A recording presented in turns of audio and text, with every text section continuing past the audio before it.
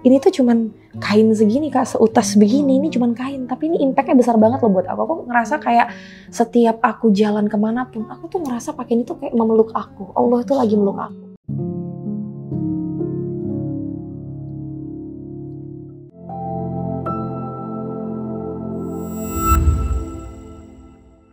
Itu ketika kamu udah convert, apakah kamu rasa bahwa aduh berat banget sih jadi Islam atau apa atau gimana? Kebetulan balik lagi ke niat ya, jadi emang aku tuh kan niat banget nih masuk Islam. Jadi semuanya tuh menurut aku tuh jadi seru aja buat dipelajarin. Kecuali mungkin kalau misalnya aku terpaksa mungkin jadi kayak aduh 5 waktu, aduh sunnah ribet banget gitu. Tapi aku enjoy banget jalaninnya Kak. Nah balik lagi nih ada analogi yang aku pikirkan bahwa kayak gini. Kenapa menurut aku nih ya, kayak cuman ngobrol sama kakak gitu. Kenapa yang udah dari dulu lahirnya Muslim sama yang mualaf tuh kebanyakan yang kita lihat-lihat gitu kayak Ustadz Felix atau siapa itu kayaknya lebih tekun gitu. Karena mungkin sama kayak misalnya dapat uang harta warisan dari orang tua sama kita cari sendiri. Jadi kayak lebih dijaga, lebih disayang. Karena gue gak gampang milih ini gitu. Gak gampang gitu, gak sesuatu yang diwariskan. Jadi butuh perjuangan buat mempelajari dan sayang kalau nggak dilakuin gitu kayak udah belajar 5 waktu kan sayang kalau nggak dilakuin gitu kayak gitu. Mungkin kalau dulu kan bisa dikatakan gitu ya, terkadang misalnya kayak sholat tuh subuh tuh kan paling berat gitu kan, karena ya apalagi misalnya biasa bangun siang atau apa tuh tiba-tiba harus bangun jam 4 jam sekali udah harus melek gitu kan, harus subuh gitu dan lebih baik lagi kalau kita nggak tidur lagi setelah subuh gitu. Itu kan pasti ada perbedaan waktu. Itu kamu pas awal-awal tuh gimana gitu? Apakah memang saat itu mantan suami juga sangat support atau gimana? Kalau mantan suami sih normal support sih, jadi nggak yang ini juga gitu. Tapi kalau untuk kayak sholat subuh dan lain-lain tuh aku kayak lebih kayak ke banyak komunikasi sama Allah sebelum tidur, niatin emang buat bangun subuh gitu loh Kak. Jadi lebih gampang gitu, ya Allah aku mau. Pokoknya kalau bisa aku bangun subuh tuh berarti tandanya tuh malam tuh aku udah niat kayak untuk bangun subuh. Tapi sekarang udah automatically gitu sih Kak, jadi jam 4:34 berapa itu udah bangun sendiri gitu. Jadi kayak body clock-nya udah ngikut gitu ya. Udah ngikut. Jadi mau kita begadang sampai jam berapa juga tetap jam segitu kayak udah respon sendiri, badan tuh kayak ngebangun gitu ya. Iya, awalnya karena niat, sekarang kalau niat nggak niat pun body clock-nya udah on time-nya jam segitu. Tapi aku boleh tahu nggak sih kenikmatan apa sih yang bener-bener pengen tahu aja gitu ketika udah aduh aku Muslim gitu. Apa saat ketika kamu sholat atau apapun itu, mungkin ada kadang kan kita ngerasa bahwa ya Allah ini nikmat banget gitu yang nggak bisa gimana? Nikmatnya gimana ya, saking nikmatnya itu kayak nggak bisa diinin loh Kak, nggak bisa, pokoknya nikmat. Dan yang aku merasa nikmat itu sempurna ketika ya ini pakai hijab ini gitu. Sebelum pakai hijab kan aku juga merasa aku dekat sama Allah, deket, ngomong gini, misalnya ada Allah gitu ya Allah gini Allah selalu kabulin doa. Tapi setelah pakai hijab ini itu yang aku bilang kayak ini tuh cuman kain segini Kak, seutas begini, ini cuman kain, tapi ini impactnya besar banget loh buat aku. Aku ngerasa kayak setiap aku jalan kemanapun, aku tuh ngerasa pakai ini tuh kayak memeluk aku. Allah tuh lagi meluk aku. Nikmatnya tuh luar biasa, hati tenang, sangat. Itu perbedaannya sangat jauh sih Kak, sebelum pakai hijab sama sudah pakai hijab. Pokoknya Islam itu buat aku tuh nikmat. Apapun yang dilakukan tuh nikmat. Puasanya nikmat. Semuanya nikmat. Masya Allah, iri ya kita ya. Dengerin itu iri banget. Mungkin nih kalau penonton tuh bisa nggambarin, kalau udah sampai aku udah bilang nikmat itu dalam banget gitu, susah buat dijelaskan. Islam is wonderful lah pokoknya. Masya Allah ya. Seneng aku sampai jujur Kak, aduh aku bilang gini, sampai aku bilang nih sama temen aku, sahabat aku yang dari dulu dampingin aku mualaf, aku bilang kayak gini, pokoknya kali ini kalau udah setelah ngucapin innalillahi, tolong ucapin alhamdulillah. Alhamdulillah Clara meninggal dalam keadaan Muslim. Seneng banget lah.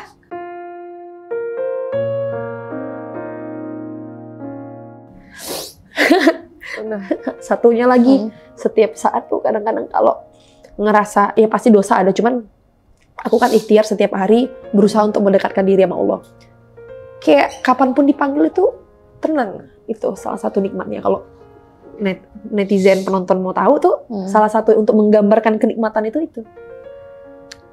Kayak, wah, kapanpun meninggal tuh kayak tersenyum gitu, seneng gitu. Masya Allah, kita nggak pernah tahu ya, itu dia tadi. Hidayah gitu ya, maut, jodoh, semuanya, rezeki itu Allah ngatur semuanya. Jadi kita tuh manusia tuh tinggal ngikutin aja. Dan apa yang aku salut juga kan tadi dibilangin bahwa ketika ngingetin gitu kepada teman-temannya gitu, kalau misalnya aku meninggal nanti bukan cuma sekedar innalillahi wa inna ilaihi raji'un, tapi alhamdulillah karena Clara tuh meninggal dalam keadaan muslim. Terus akhirnya tuh kan berarti perjalanan kamu menjalani Islam gitu ya, kurang lebih berarti 6 tahun juga dong. Karena kan aku dengar orang tua tuh tahu akhirnya tahu bahwa anaknya udah convert itu ketika kamu berapa menit atau berapa jam kamu mau umroh. Iya, 1 menit sebelum umroh mamaku kecewa sama aku. Kayak, oh gitu ya, udah nggak peduli lagi ya, bla bla bla, dengan kata-katanya yang nggak kasar sih, biasa aja. Cuman kayak lebih menekankan bahwa kamu ini kok kayak gini gitu loh ya. Aku bilang, kebetulan kan wifi pesawat masih bisa nyala tuh. Jadi ya aku jelaskan sama mama, bla bla bla bla bla gitu.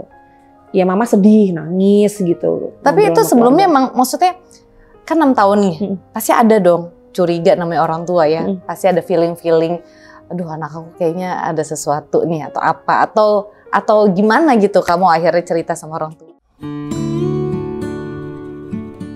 Iya, sebenarnya mamaku ini antara shock dan memang udah feeling Kak gitu. Jadi kayak namanya juga aku kan sebelumnya non muslim. Contoh nih, aku lagi makan makanan yang non halal gitu. Nah, itu kan biasanya kan aku makan kalau dulu paling banyak Kak, itu menurut kesukaan aku. Setiap aku datang tuh mama aku ngasih aku banyak. Sekarang jadi kayak ya udah aku minta maaf ke Allah, ya Allah, aku ambil tuh daging. Ini ada ini nih, piring, ada ikan, sengaja aku ambil ikan gede, aku ambil dagingnya, aku selipin di bawah tuh daging, kelihatannya udah dimakan habis, diselipin di daging, diselipin di bawah ikan. Atau kadang-kadang kalau misalnya pagi-pagi nih, sebenarnya masih sampai tahun ini kalau misalnya ke rumah gitu, pokoknya sebelum titik balik aku tuh sebelum Mei aja, kalau misalnya aku main tuh masih dikasih yang makanan non halal, aku bawa ke kamar, aku maaf, aku ini nggak makan gitu. Oh iya, gitu.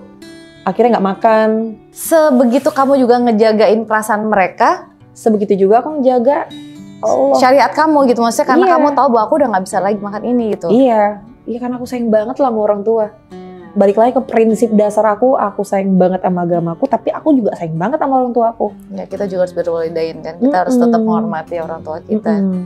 Benar. Jadi kan kalau dikasih misalnya kan itu mie gitu kan, kalau di Medan tuh kan mie gitu gitu, aku beli sendiri dulu, aku kerja sama nih sama ART aku beli, diambilin tuh mie-nya tuh, kalau aku tuh mie ayam, aku ini bungkusnya aku samain, miripin aku makan gitu, masih satu meja aku makan.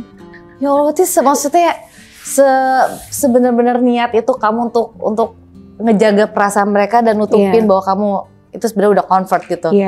Sampai akhirnya benar-benar kamu bilang bahwa dan kamu juga siap untuk ngasih tahu ke mereka tuh momen.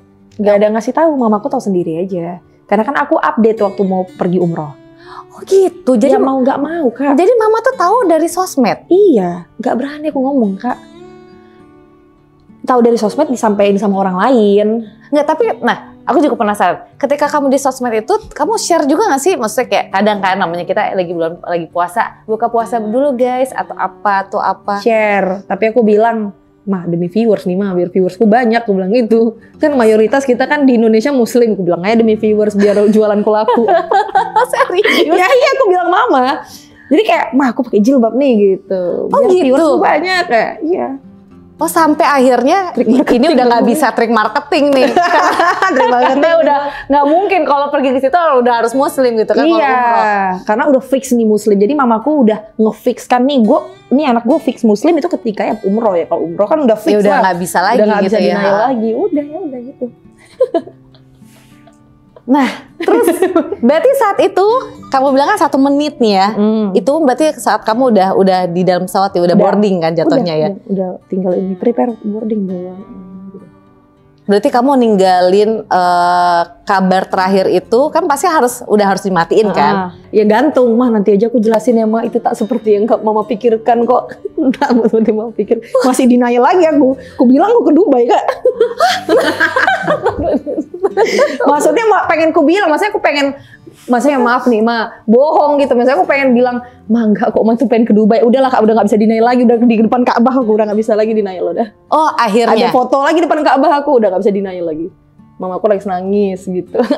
Berarti kan kalau bisa dibayangkan gitu ya, keadaan saat itu berarti kan kamu penuh dilematik banget dong. Satu sisi ya Allah, orang muslim aja maksudnya yang dari dulu tuh pengen banget umroh kan. Ketika ngeliat Ka'bah, kita aja yang udah berkali-kali umroh aja, kalau ngeliat Ka'bah tuh kan aduh Masya Allah banget gitu ya. Selama ini kita ngeliatnya cuma di sejarah doang gitu kan, terus tiba-tiba ngeliat di depan mata kepala kita sendiri tuh kan kayak nggak tahu kenapa ya, kayak ada magic apa gitu ya nggak sih? Merinding. Ketika masuk ke haram aja tuh kan ketutupan pilar-pilar itu, tapi kan tetap kayak ya Allah Ka'bah gitu kan, pasti kayak gitu.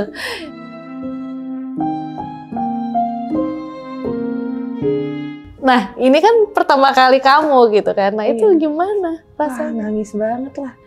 Dalam hati kayak merinding dijelaskannya. Dalam hati kayak ini ya kiblat yang selama ini gue tuju. Gimana? Gue sampai mikir gini, gue berkali-kali berhitung-hitung lagi nih. Gimana kagak mustajab doanya satu amin tertuju di situ kak? Seluruh dunia senternya di situ. Merinding nangis. Pas udah nyampe di Ka'bahnya malah nggak bisa nangis. Dia kayak melongo aja gitu. Segede ini ya gitu. Gitu. Wah, nikmat banget kak. Terus di situ kamu masih ingat sama orang tua kamu nggak? Ketika kamu, aduh ini aku masih ninggalin tanda tanya besar nih buat orang tua. Ya Allah maaf mah, bukannya nggak sayang tapi nggak tahu, lupa semua, aku ngeblank. Oh iya, yuk ingetnya Ka'bah nggak ada yang aku inget sama sekali, anak aku aja aku nggak inget. Maksudnya bukan nggak inget. Pas di depan Ka'bahnya karena tercengang aja kayak Ka'bah. Lupa segalanya kak. Ya lupa diri, lupa ini, kayak otak itu cuma nama Ka'bah doang. Karena kayak saking amazingnya mungkin ya. Gitu ya. Speechlessnya mungkin ya gitu. Tapi kalau di hari-hari selanjutnya inget. Pasti. Kayak pas pertama kali lihat nggak inget. Nah, kayak speechless gitu, kayak depan mata gitu. Fokusnya udah nggak ada lagi ke dunia karena kan gitu ya anak, orang tua, harta benda masih the part of dunia masih. Gak ada ingetnya Allah tuh gitu. Masya Allah. Terus gimana ketika kamu di sana gitu ya? Mungkin ya udah pertama nih, kan habis itu kita masih tawaf lagi. Kan kita juga namanya kita umroh itu kan kegiatan kita tuh udah nggak jauh-jauh dari nunggu sholat ya nggak sih? Bener. Kegiatan kita tuh di situ udah nggak ada ngapa-ngapain selain kita nunggu sholat gitu kan.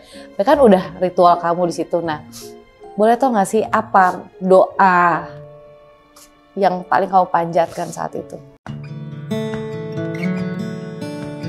Buat mama, orang tua, berikan hidayah.